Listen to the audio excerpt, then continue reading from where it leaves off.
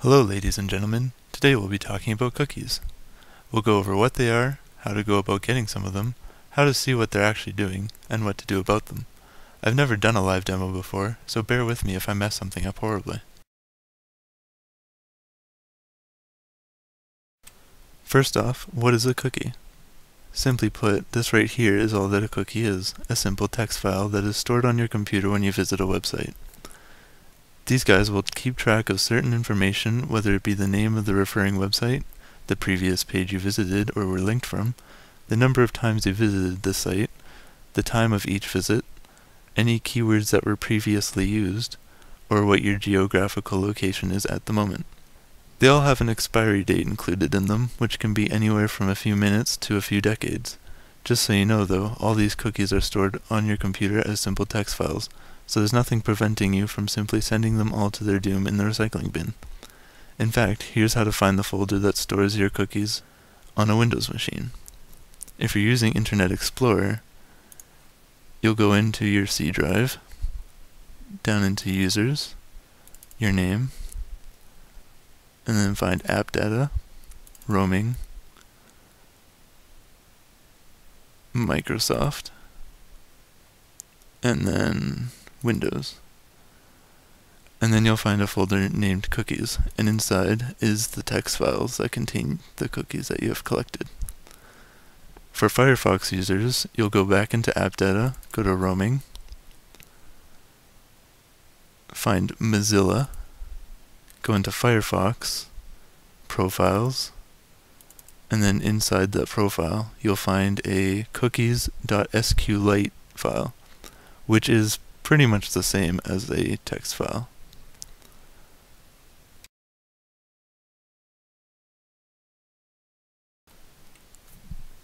So you may be wondering why there are so many on my computer, and that's because cookies are very widely used and very useful. Cookies allow websites to remember if a user has been there before without having to store all that information about your visit on the server itself. Things like preserving shopping carts over multiple visits of a site, as well as sometimes withholding advertisements, especially pop-ups, that a user has already seen. These tasks are done by cookies without having to rely on registered user accounts. Almost every website that you go to will use them in some way, so it prompts companies to want to use them. Simply put, it's the easiest way to keep track of your clients and collect data on almost every aspect of your website and the people connecting to it. It also makes many Web 2.0 technologies possible. Some cookies are simply for keeping track of user information, such as a login name and password, preferences, searches, etc. They also allow companies to have a more personally targeted ads, improve traffic by tailoring websites to the users that are actually visiting the site, and collect data sets that can be used for a variety of things by the host company.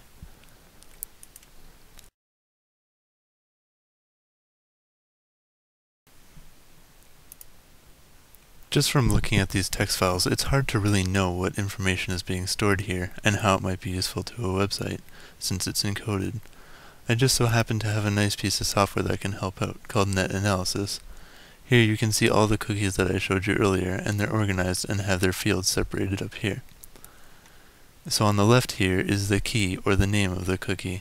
Next we have the value, the actual encoded information that is used by the website. Next comes the host field, which shows what website this cookie belongs to. Then some date fields, and finally the expiration field, showing how long the cookie will stay active. This one is active until the year 2012. These cookies from Amazon are active to the year 2036. This one's recording a session ID. This one's recording a session ID time. Looking at another one from Logitech, we see that they're recording the country ID, language ID, and the country language. These ones expire in the year 2020. From Urban Dictionary, we see quite a few cookies, including some UTMB, UTMZ, and UTMA cookies. We'll cover that in the next section.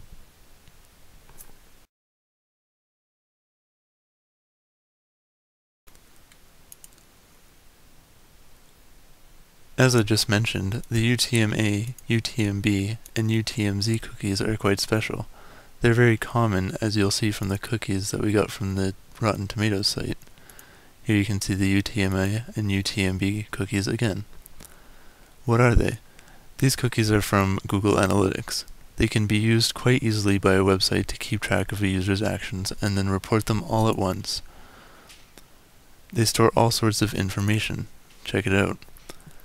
The UTM-A cookie is what's called a persistent cookie. It technically never expires, but it really does in the year 2038. It keeps track of the number of times a visitor has been to the site. UTM-B and UTM-C cookies work together to calculate how long one visit to the site takes. UTM-Z cookies last for 6 months and track where the visitor comes from and what search engine they used, what link they clicked on to find the website.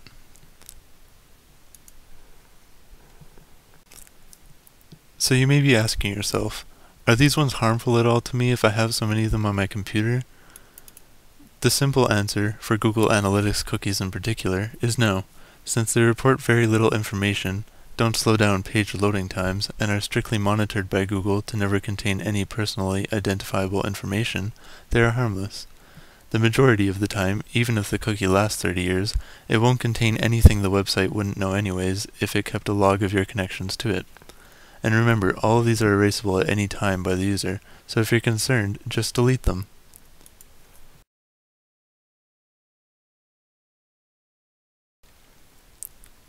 So these are all cookies that are stored directly on the user's computer, but let's take a look at ones that are only alive while they're connected to a server.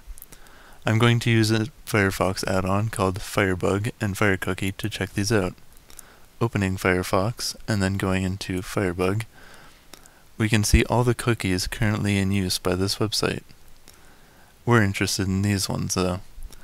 These are called sessional cookies, and they basically disappear as soon as you close your browser or navigate to a different page. They record information like where you came from, what your current username and login credentials are, or how long you've been on the website for. These cookies aren't the only ones that are out there, and there definitely are some existing kinds of cookies that can be a problem. These problems mainly come when the cookies distribute information that they were not supposed to, or get a hold of some PII and don't let go.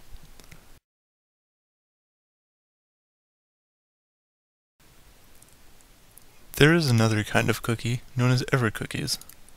Ever cookies are created using a JavaScript API which stores cookie information in several places on your computer.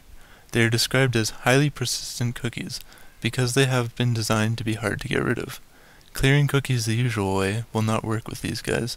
When you go back to a website that uses an ever cookie, it resends all the information that it kept on you. Because these cookies are so difficult to delete, they are sometimes called zombie cookies.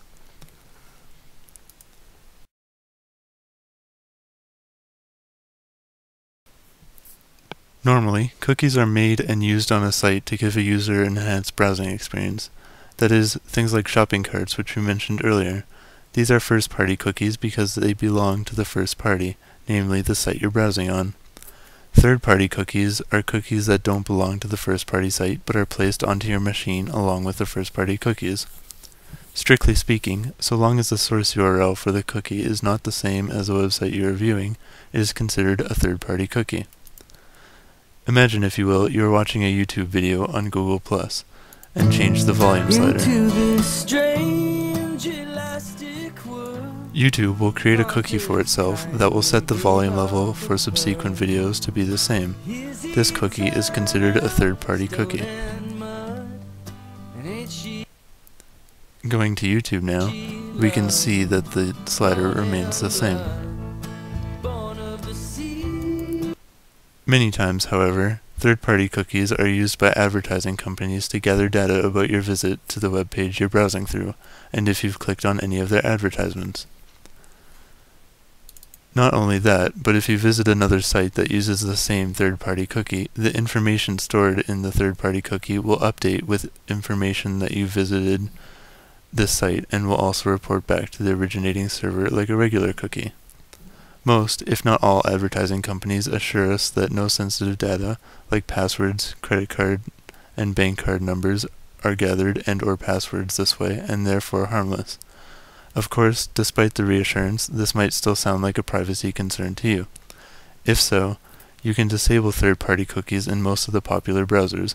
In Firefox, you can go to Tools or Options, and then into the Privacy tab, and you can uncheck Accept third-party cookies.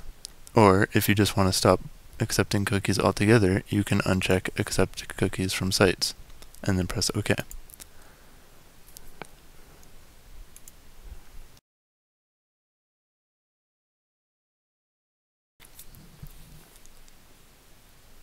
Now we'll move on to cookies and malware. First off, what's the difference? We've already seen cookies, but what exactly is malware? Malware stands for malicious software. Malware is any software that exists to maliciously harm users in any way. This could range from programs that sneak their way onto hard drives and start deleting critical system files, to cookies reading and forwarding personal information about you without your permission. Of course, we'll be focusing on the latter. Malware that tries to steal information from you is called spyware. While they won't wreck your computer, they do invade your privacy. This kind of malware is usually a script that tries to get into your computer without you noticing, and then starts collecting information about you. The information is sent off to the offending party, which can be sold or used against you. The worst case scenario is identity theft. Very loosely speaking, the types of cookies that record information about activities on the net without your explicit permission are a kind of spyware. These have been dubbed tracking cookies or malicious cookies by some. However, these can only gather information related to web browsing, like web activity statistics, such as which links you click or skip over. Like regular cookies, these are plain text files stored on your computer. They cannot run scripts on your computer or bring in foreign contents, such as viruses or malware. The difference is what they contain. When this data is retrieved by the offending party, they can potentially sell the information to interested buyers. However, this information is limited only to very general information such as your country, perhaps time zone, and how long you spend on a page. The kind of information they can, and probably do already, get without the use of cookies. As a result, we conclude that cookies have a very weak relation to malware and spyware due to severity.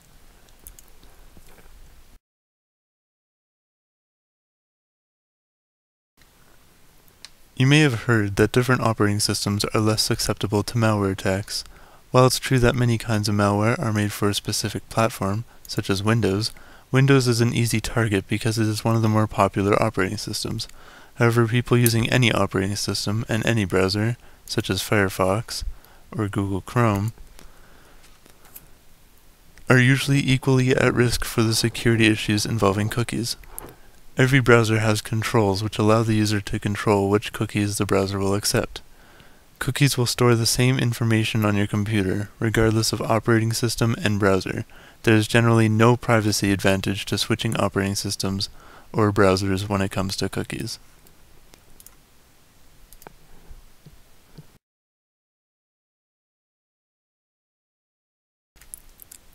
In conclusion, cookies can be a useful tool for legitimate websites to provide useful functionality.